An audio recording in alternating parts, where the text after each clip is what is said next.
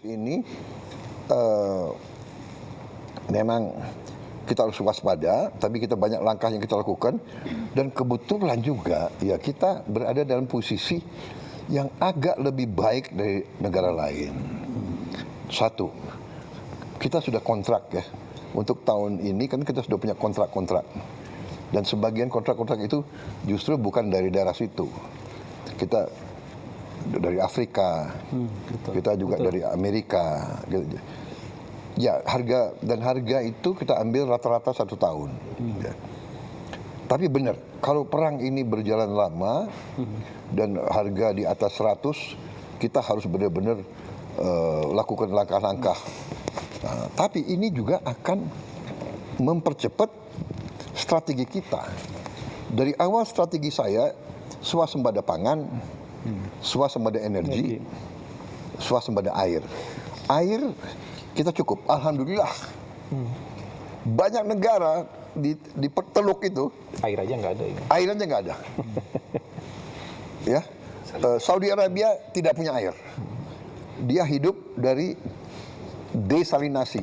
Air laut. Dari instalasi desalinasi, harganya 1 miliar satu. Dia punya nggak tahu 7, 8, 10 saya tidak tahu.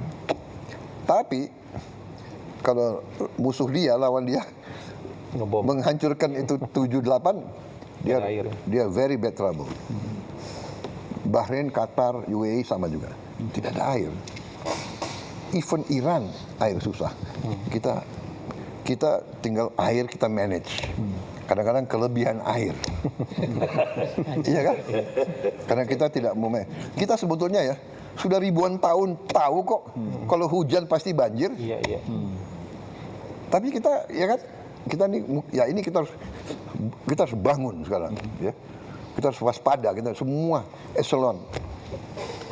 Alam yang begitu baik dari Yang Maha Kuasa, jangan kita santai everything. Kita harus bangun. We have to be tough. Jadi ini wake up call. Tapi ini akselerasi. Jadi saya berniat, saya sudah kasih keputusan politik dalam waktu yang sesingkat-singkatnya, paling lambat 2 tahun kalau bisa, kita harus punya tenaga surya 100 gigawatt. 100 gigawatt. Ya. Nah, kita sekarang sudah bisa produksi sekitar, kalau tidak salah ya, 11 gigawatt dari dalam negeri saat ini. Kita masih punya pembangkit listrik tenaga diesel sebesar 13 gigawatt. Jadi ini harus kita tutup. Tidak boleh lagi ada listrik dari diesel, terlalu mahal. Jadi kita, saya kira dalam waktu dekat 13 gigawatt bisa kita adakan. Jadi very soon kita tidak akan pakai diesel, solar untuk listrik. Itu penghematan kita pertama. Tapi the whole plan is semua motor kita akan kita konversi menjadi motor listrik. Semua mobil, semua truk, semua traktor harus tenaga listrik.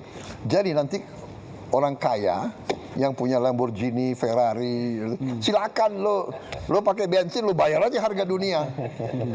Mau $200, ya kan? Terus lo orang kaya kok. Yang lain kita sudah bikin simulasi. Ternyata yang naik motor, kalau dia pakai listrik, pengeluarannya tinggal 20%, 1/5. Jadi this is our game changer. Ini game changer. Cina, Tiongkok, dia sudah punya 800 gigawatt. Dia the most advanced in tenaga surya. Untuk solar panel besar-besar. Saya pernah ingat, saya nggak tahu ya, 10 tahun atau berapa tahun yang lalu saya di Beijing, siang-siang kuning. Kalau nggak salah sebelum Olimpiade itu. Smognya kuning siang hari. Kita nggak berani keluar. Ya. Sekarang clean. Jadi dia very advanced. Dia punya hydro, kita punya hydro.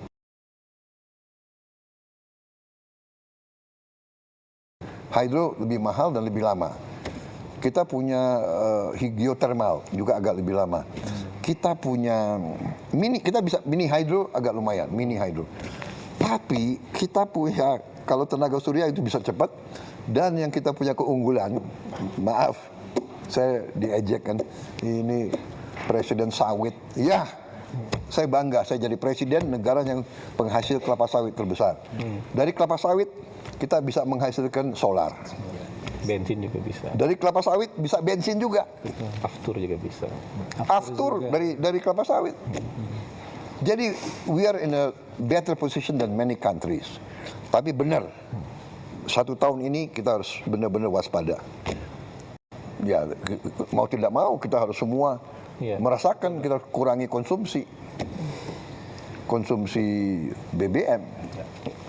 Nah, tapi ya kita harus siap kemungkinan paling jelek, karena ya Iran kan dia mau bela diri.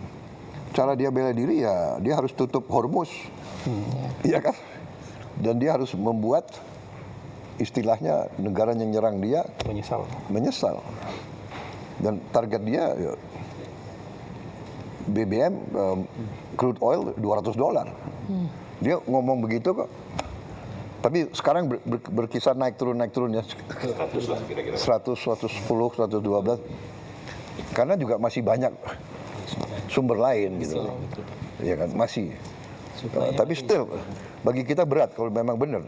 Kalau di atas, kalau pakar-pakar yang tim saya mengatakan kalau di atas 90, 95 itu berat bagi kita. Ya.